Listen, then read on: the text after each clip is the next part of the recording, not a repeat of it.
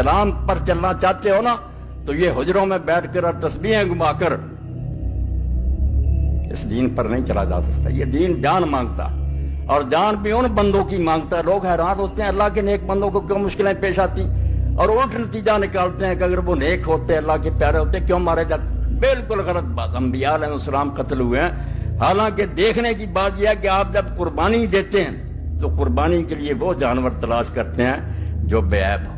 بے عیب جانور تو ہمارے چھانٹنے میں تو غلطی ہو سکتی ہے مگر جو قربانی اللہ اپنے لیے پسند کرتا انبیاء علیہ السلام اور صالحین کی وہ نیک لوگوں کی در مسل کے عشق جز نکور آنک پسند. عشق کی قربان گاہ میں سوائے اچھے اور نیک لوگوں کے کوئی ذبح نہیں ہوتا. یہاں جو کہتا نا ذبح ہو جانا کوئی عیب ہے یہ توہین ہے, یہ شکست ہے, جھوٹا ہے.